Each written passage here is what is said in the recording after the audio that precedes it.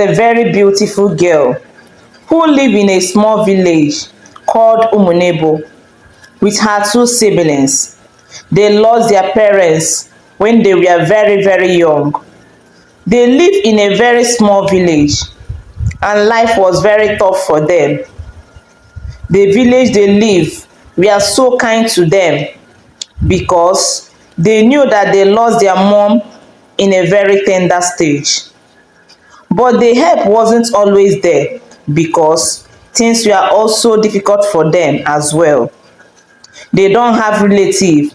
So Emela, being the oldest among her siblings, had to go out and make sure that she do some job so that she can provide for her two siblings. She felt that other responsibility was on her. Emela, as the oldest, felt like mom and dad to her siblings. Emela had to do odd jobs like washing people's clothes, cleaning houses, doing farm jobs, going to the market to help like food vendors, and even going to sell people's farm produce in exchange for money or for food. And that was how she was able to manage for the time being. Life was so hard on Emela and her siblings, especially Emela, because she felt like all the load was on her. When life hit Emela, she would go to the river and cry, begging for mercy, seeking for help anyhow at all. One day, Emela got a job to work for one wealthy family. Their house was little outskirts from Emela's village. So one day, she went to do her job and the job was too much that she ended up going home very late at night. But on her way back, she had to walk through the evil dark forest and Emela was so scared, but she had to go home. She had no other option. So on her way home back, she bumped into an old looking man, very ugly and tiny, dressed in a ragged dripping clothes. She greeted him and then Emela walked past him very fast. Then surprisingly, the old man called Emela and said, "My daughter, I need your help," said the old man. Emela turned and was very scared and freaked out because she had never ever seen this man or met him in her village. So Emela stopped because she had to give him the respect. And Emela asked him, "What can she do for you?" The old man told Emela to direct him to a neighboring village. That would be great. And Emela did. The old man thanked Emela and turned around to walk. But the old man stopped and told Emela that he got a help for her.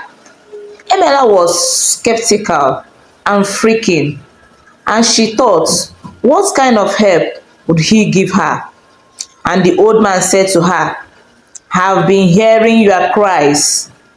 Emela kept quiet, thinking back and said to herself, it might be the water spirit that might be sending help to her because she had been crying to the river when life was too tough for her. So before Emela could ask what the help was, he said to her that there was a little hold in that outskirts of the village, that Emela should go there on this date and on this time, that there was a man there, that the man would help Emela. And she thanked him and turned around to run. As she was running, she turned around to look back and the man had disappeared. He wasn't there. Emela got shocked and ran even faster. When she got home, she was so tired, but she had to make food for her two of her siblings. After they have ate, they went to bed.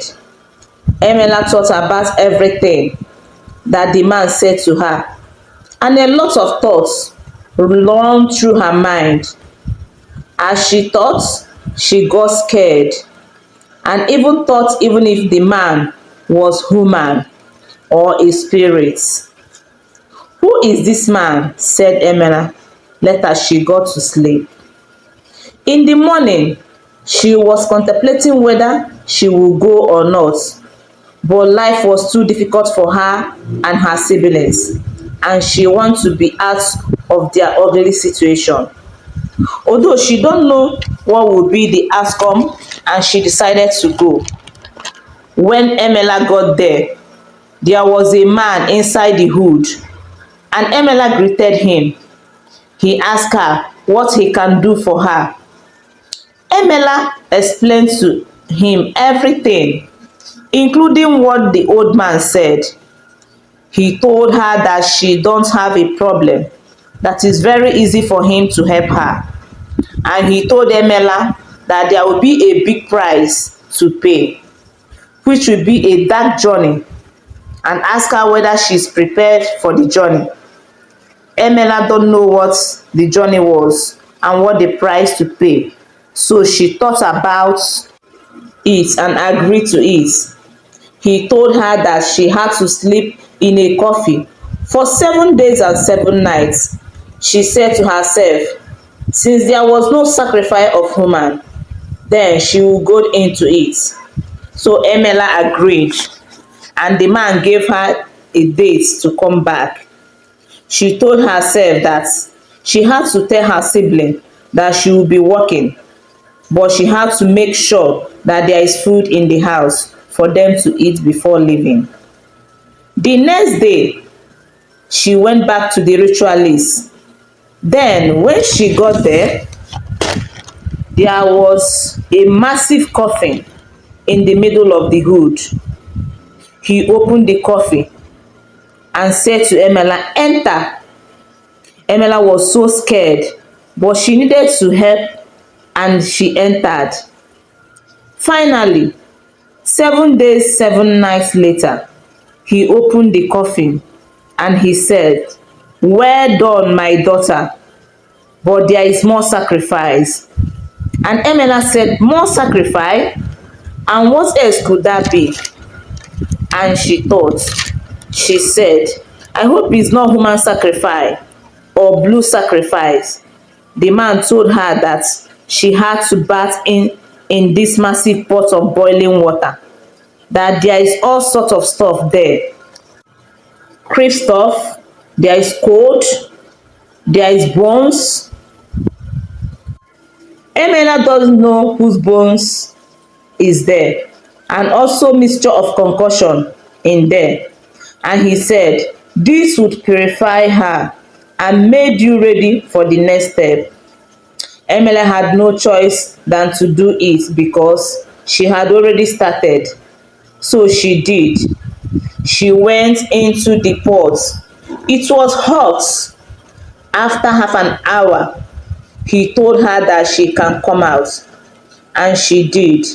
She was shaking and scared with blisters all over her body. She was worried.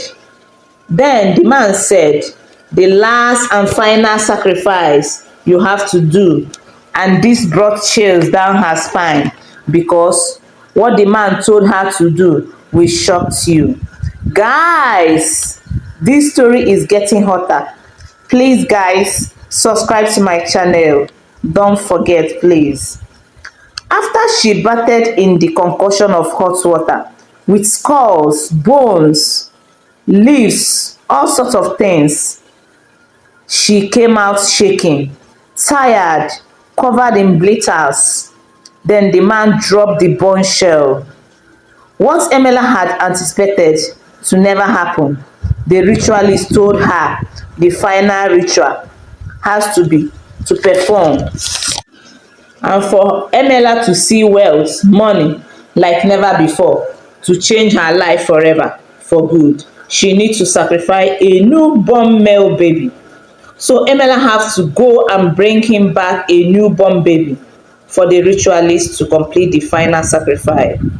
Emela was shocked, saddened, in pain, but now she had come more than halfway. Through this, how can she back out? Thoughts started going through Emela's mind, and she asked the ritualist whether she can stop and back out. And he said there was a big consequences and price to pay if she back out. Emela was scared, but she had no choice, no option but to go ahead.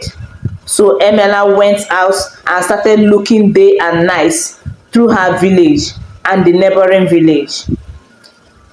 She met a woman who was cooking and left a newborn in the middle of the compound.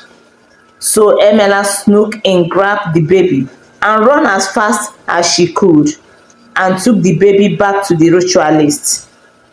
When she arrived there, he told Emela, "Well done, my daughter." He proceeded to rub this pointed, disgusting cream, black cream, on the face of Emela, and he said to her he would carry on with the rest of the sacrifice. That all she needs to do now is to go home and enjoy her wealth. And he said, "Congratulations." Emela was happy, tired, but at the same time devastated that she had just sacrificed an innocent life. When she got home, she was very tired and went straight to bed. When she woke up in the morning, her jaw dropped to the ground. She had to literally pick her jaw up with both her hands because her bedroom was filled with bundle of money. Money that she had never ever seen in her life.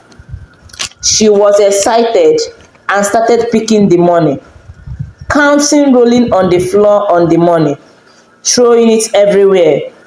Then Emela told her sibling that they are moving to the city. They were very happy but too young to understand what was going on. When they got to the city, she bought a luxurious apartment in one of the wealthiest areas. She soon set up her own business because she don't want people to have any suspicions of where her money was coming from. So she had to start her own business. She soon met a wealthy friends, businessmen, and Emela bought herself top of the range cars, a lot of designers clothes, bags, name it, for herself and her younger siblings. She put them in a private expensive schools. Life was so good for Emela until one day she woke up to this nightmare, a living nightmare. Every nightmare Emela went to sleep, she heard a cries of the baby. She sacrificed to the point that she couldn't sleep. She was like a walking dead. She wasn't like human. She didn't even know herself. So she didn't know what to do but to return back to the ritualist, to that hood. She made a journey back. He was shocked to see Emela, so he asked what he can do for her. So Emela explained the situation to him. He proceeded to tell her that in order for him to get her out of this nightmare, that she needs to perform more sacrifice. So she started thinking to herself, what is the sacrifice going to be?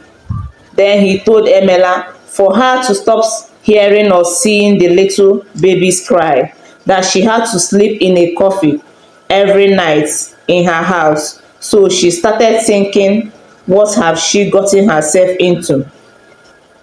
She had no choice but to agree to it, which she did. The cry stopped and she stopped seeing the baby in her dreams. And she thought life was good. Little did she know that her nightmare was yet to start. One day, on her way home from a club, she was driving and her car was being controlled by dark forces. She could hear more screams of the baby. She could see the baby in her car. She lost control. It felt like it wasn't even her driving the car. So she lost control. The car veered and it collided into a building. She escaped with just a few bruises and a broken leg. Life soon went downhill and she couldn't bear it anymore. So she decided to go to church. She wanted to confess to the father and he prayed for her and she decided to give her life to God. So Emela started building schools for the needy. She opened charities and provided for all the homeless children, for single mothers. She provided for them and it felt like life was good only to be struck with her worst nightmare. Guys, this is the end of part 1 of this amazing story. Watch out for part 2 and know what happened to Emela at the end. Guys, please kindly subscribe to my channel at African Tales by Ifenkili. Like and share with family and friends. Turn on your notification button and stay tuned for more interesting and mind-blowing stories coming your way next time. Guys, remain blessed. Bye.